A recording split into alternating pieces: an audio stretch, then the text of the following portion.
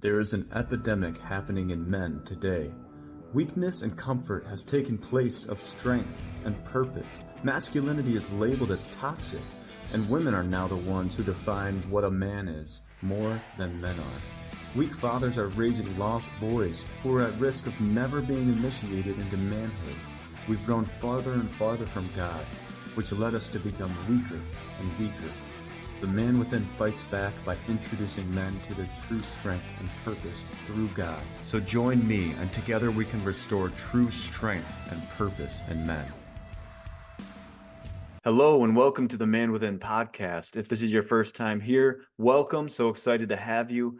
The Man Within is all about men, helping men in their faith, their masculinity, health, business, mindset, relationships, anything and everything that we can do to help men grow physically, financially, mentally, and spiritually.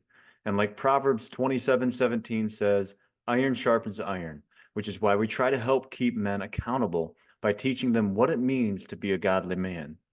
If you're just joining us, we are now in part 3 of a series on purpose. In this series, we're breaking down what purpose is, where it comes from, how to find it, and how to find your gifts and tap into that ultimate potential so that you can start your journey and pursue the purpose that God made specifically for you. Now, guys, in order to get the most out of this series on purpose, I'm going to ask you to grab a pen and paper. Make sure you're actively listening. That means take notes, pause, watch these videos in order. Don't skip to the end of the videos or just pick and choose. This took me a long time to learn, and I promise you won't pick it all up on the first time. So pause the video, take notes, rewatch it as many times as you need, and reach out to me if you have any questions. That's what I'm here for. This is what I do. And to help you guys out, to help you understand what I'm teaching a little more, at the end of each episode, I'll give you an exercise that's designed to make you see from a different perspective and help you take a few powerful steps. So don't skip to the end of the video just to get the steps. In order to get the most out of it, you're going to want to listen to what I'm teaching during the episode. And if you're interested in taking actionable steps with accountability from a group of men, I've got a 40-day challenge that was created to help you implement some of the powerful habits that help me and many others break free from their negative beliefs, get in the best shape of their life, start their business, and set their life up for success. So if you're interested in all of that, click on the link that says join the Man Within community, or you can reach out to me directly at cameronwestcoaching@gmail.com, or find me on Instagram at the Man Within Podcast, all one word. All that being said, let's go ahead and get back into our purpose series. In the last 2 episodes, we covered what purpose is not and what it is. Again, if this is your first episode, go back and watch the previous 2 episodes on purpose. They were put in that order with the supplementary exercises at the end for a reason. Now, on the end of the last episode, I said that we were going to get into our gifts. Guys, I'm sorry. But as I was thinking through this, another important topic popped into my head, and we need to cover it. But on the next episode, I promise we're going to get into our gifts and how you can specifically find your specific calling. But today, we are going to talk about some hard truths when it comes to purpose. Now, there's a few things you need to know when it comes to purpose, broken it down into 4 things. Number 1, it's not yours, it's God's. Your purpose doesn't belong to you, it belongs to God. It wasn't set by you, it's set by God. Number 2, it's going to be difficult, but it's also very rewarding. It'll be the hardest thing you'll have to do, but also the most fulfilling. Number 3, you're probably not going to feel qualified when it's given to you. Number 4, clarity comes with commitment. So in the Man Within fashion, I'm going to break these down one by one to help give you a little more clarity and confidence when it comes to discovering your purpose, the purpose that God designed specifically for you. So the first hard truth about purpose, number 1, it's not yours, it's God's. A very common lesson that we've probably learned growing up is that we are in this world, but not of it. We are not a child of the world, but we are children of God. Everything in this world, everything that has happened and everything that will happen is from God and for God. It's by God's design. That includes you and the world itself, and it includes your purpose. In essence, we are a part of God's grand vision, and we know that God isn't going to will something into being if it doesn't fit his plans. Just you being here means that you were needed in order to fulfill some part of his grand vision. If there is breath in your lungs, there is purpose for your life. There is quite literally a godly reason for you being here. That being said, it takes us a long time to figure that out. For most of us, we spend the first half of our lives trying to figure out life on our own and go our own way. We're met with struggle after struggle, pain after pain, difficulty after difficulty, and eventually we fall into a place of meaninglessness or hopelessness because life is still so hard and there doesn't seem to be any way out, and we've tried everything that we could think of. But it was never our job to lead ourselves. It was never our responsibility to come up with our own purpose for ourselves. It was never suggested in the Bible that we try to go our own way. In fact, it was quite the opposite. Luke chapter 9, verse 24 says, "For self-help is of no help at all. If you really want help, you need self-sacrifice. And the only true way is the way of Jesus." Our only job is to trust in God and walk on the path that He's given us. The problem is that we want to push the car and take hold of the steering wheel at the same time. But when we do that, we inevitably steer it into darkness. Think of it this way. We are in the world and see, think, and feel from a worldly perspective. But God operates in a divine and supernatural place.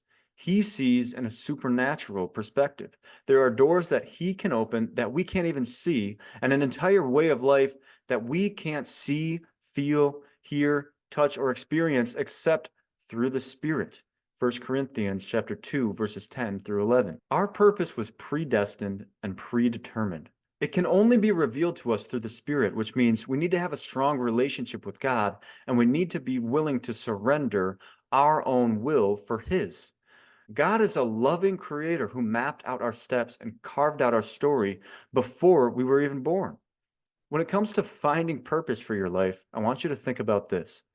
Would you rather be the author of your story, or would you rather have God be the author? So the second hard truth about purpose is it's going to be difficult, but it will be rewarding.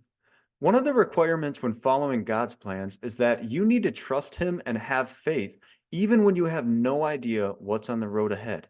The Bible says many times that He will make our path straight, but He doesn't say it'll be easy. Proverbs 3:6 and Matthew 5:10 through 12, respectively. If you choose to live a godly life in the world, you can expect to receive the world's treatment. Understand that heaven and earth are two separate places, and one of which is inhabited by an enemy that wants to destroy you and reject God and get you to reject God at all costs. Just as your warrior spirit fights for the glory of God against all costs, so will the world and everyone who rejects God against you. The godly path that lies ahead of you is sure to be difficult because God is going to grow you and forge you and test you to make sure you're ready to fulfill His plans and receive His blessings. And this wasn't a part of the list above, but it needs to be said. God expects you to grow whatever He gives you. If He gave you life, He wants you to grow in it. If He gives you blessings, He wants you to expand it 100-fold, not just to bless you, but to help others. This lesson is reflected perfectly in the parable of the servants and the talents in Matthew chapter 25, verses 14 through 30. When a master was preparing to go on a long journey, he gave his 3 servants a varying amount of talents, and a talent is about $1,000. He gave it to the servants before he left. What's interesting is that the master gave a different amount of talents to each servant according to his ability. The 2 servants who were given more talents proved the master right by doubling the talents by the time he returned. The servant who was given only 1 talent, meaning he had the least ability, buried it in the ground because he was afraid of losing it. And although he returned the talent back to the master, his master punished him harshly for his laziness and his fear. Men, when it comes to receiving a reward or a blessing from God, I want you to understand that God doesn't operate in a gray area. He will either reward you or punish you. And at the end of our life, He will either claim to know you or reject you. Part of having faith in God's plans is knowing that He will be with you every step of the way and He will never place you in a situation that you can't handle. John 16:33. The third hard truth about purpose: you won't feel qualified. When the idea of the man within came into my head, I thought it was a neat fantasy that was there to occupy my mind while I was daydreaming. When God confirmed the calling in my heart that I was to lead men into godly manhood, I had a Moses moment where I had to ask God, "Really? You want me? Are you sure I'm the right guy?" That's Exodus 3:11 for reference to Moses. There was no part of me that felt qualified to take on this task. I was just learning what manhood was, and I barely felt like a man myself. I didn't have any practice or experience helping men other than just being there for my friends when they were going through a hard time. I'd never led anyone other than myself, and I rejected social media and made fun of content creators, which, if you're going to be a coach and you want to start selling, you got to be on social media a lot and make a whole lot of content, which means you have to get in front of the camera, which is something I'd never done. But what I did have was the will to push myself through some very hard times and the knowledge I needed to get myself through it. I realized that God had used everything I went through not to set me back, but to set me up for success. You don't need everything all at once. And in fact, it's an absolute blessing that we don't get everything we want all at once. Imagine if you won the lottery tomorrow.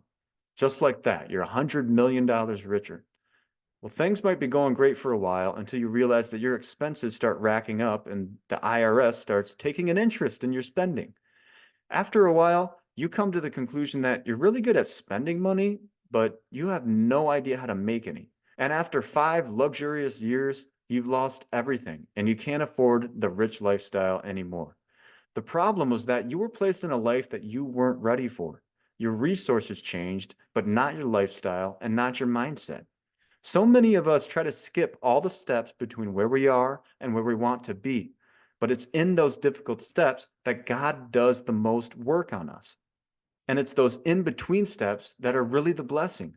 The ultimate goal is a strong relationship with God, but a relationship can't be strengthened if you only reach out when you want something. God's timeline and plans for us far surpass our own understanding. He works in mysterious ways and he can use us at any time for any reason. Ecclesiastes 11:5. God doesn't call the qualified, he qualifies the called.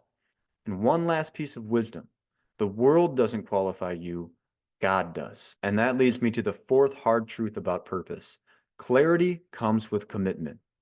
One of the best pieces of advice I've ever gotten about purpose is that clarity is found in commitment. When I was going through a difficult season in my business and in my life, I kept asking God for clarity. I was trying to juggle two businesses and a full-time job, and nothing seemed to be working out the way I wanted. However, it didn't feel like God was calling me away from any of those things I was doing.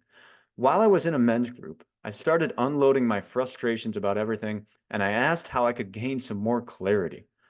One of the table leaders, a very successful man who started a business and went through plenty of difficulties of his own, shared the wisdom I desperately needed to hear. He said that clarity comes when you commit to what God has called you to do. Just because it's hard doesn't mean it's not meant for you. And the greatest battles produce the greatest rewards. When he said all of this, I got a hard to swallow pill. I wasn't looking for clarity, I was looking for an easier route. God didn't place any detours on his path for us. It's pretty straightforward. When we think about it, we all know that the path to success takes a lot of hard work and commitment and discipline. That means not veering off the path that you were on and starting something new every time the going gets tough. Clarity doesn't mean you can see everything that's coming. It means knowing that you're taking the right steps right now. We shouldn't be asking God to make things easier for us. We should be asking Him for strength to get through it. God's plans for you are set. You're not going to change them. You should see it as a great honor that He would trust you to make it through something very challenging because it means He has something big in store for you. So, fast forwarding a few months, I continued to stay committed to all of the opportunities that God had given me. And in that time, I've received much more confirmation and clarity than I can count. New doors began opening. I made connections with people I'd never thought I'd be connected with. And my confidence in myself grew as I began sharing my mission with more and more people. And something I've learned is that when you're in your lowest point of a difficult season, there's an answer right around the corner. You've just got to stay committed so you don't miss it. So now that we've talked through some hard to swallow pills when it comes to purpose and what we can expect on the road to that purpose, let's put it into action with a few exercises. Take some time to answer the following questions and be completely honest with yourself. Reflect on your answers and ask God to give you strength and courage in each area. Question 1. Who has been in control of the steering wheel of your life, you or God? Question number 2. What would happen if you gave more control to God? Question number 3.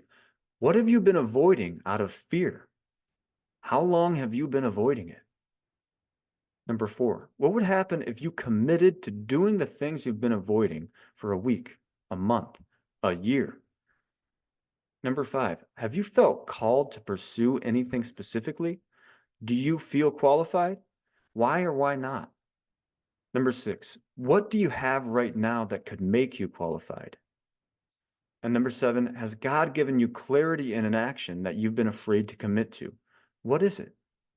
Guys, thank you so much for listening. I hope this helped you gain a little more understanding around purpose and what it really takes.